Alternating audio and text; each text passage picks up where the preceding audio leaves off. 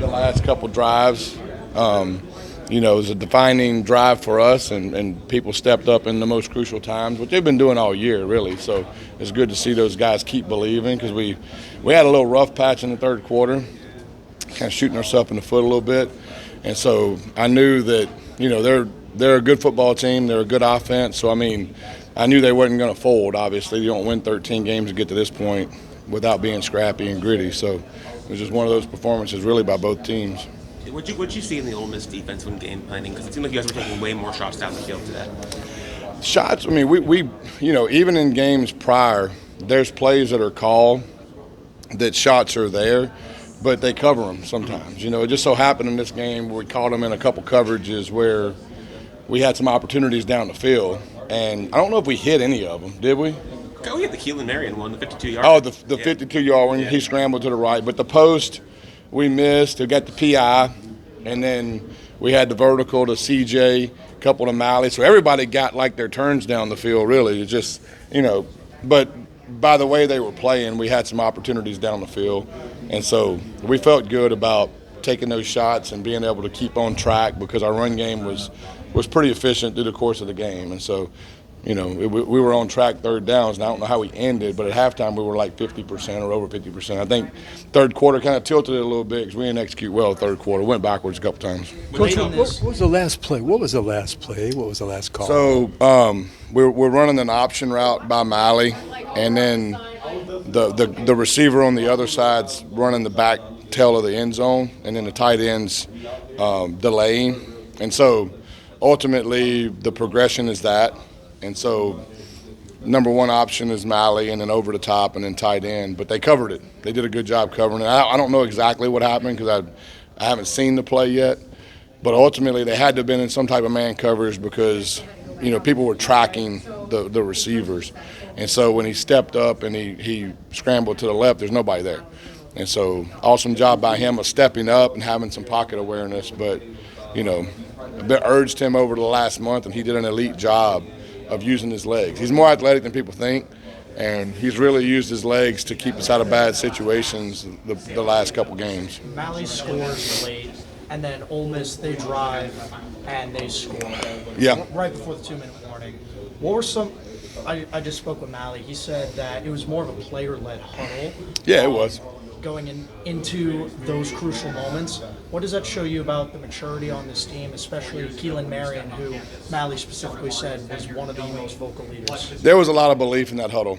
There's a lot of guys that's played a lot of ball. Keelan, CJ, they've played a lot of football, and so there was a look in their eye. And Carson was doing a lot of talking. We're in that situation against our defense every week. Everybody does a 2-minute drill. And so we feel like we go against the best defense in the nation in those situations. Our pass rush is elite and our coverage is really awesome. And so I think that equipped us to step through in that moment, to be honest with you. And that's kind of what everybody was echoing. It's like, hey, we're built for this. We're built for this moment. Let's go take it.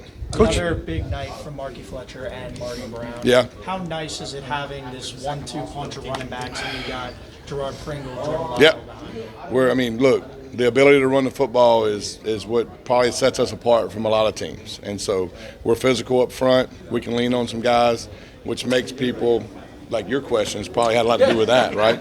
So make people play a little closer to the box so we can take some shots. Last one from me. I was speaking with one of the Ole Miss reporters, and he said, and I quote, basically, Carson Beck's going to have a big day from the ground if they give him the opportunity. Apparently they've given up a lot of big plays to quarterbacks on the ground recently. Was that something that you saw in the film study? I don't know if I saw it in the film study, but I did urge him to make some plays with his feet. I can't remember exactly what plays were made against them with their quarterback running it. It was more to do, like Arkansas's quarterback had a long run.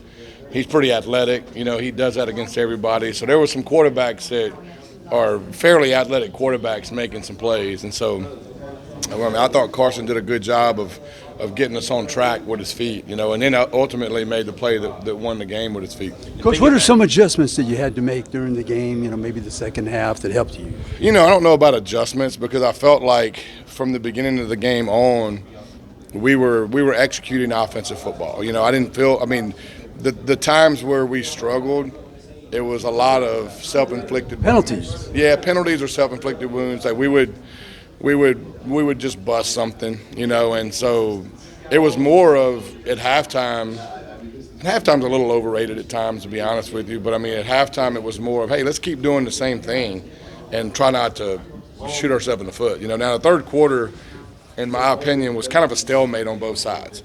Both teams kind of drove the ball a little bit and kind of, you know, somehow Missed the field goals and things. yeah, missed field goals, and both teams kind of did that. Which in these games, you know, I mean, it's going to be momentum swings in these kind of games. I mean, everybody's used to winning, everybody's a hard out, and they're not going to go away easy. I mean, they're 13-1, right? There's a reason why they were 13-1. They're hard to beat, and so ultimately we knew it was going to be this kind of game. And fortunate for us, we got the ball at the end, you know, with enough time. Thinking back to, you know, your probably first conversations with Mario about the OC job and everything a couple of years ago, is this where you pictured things leading?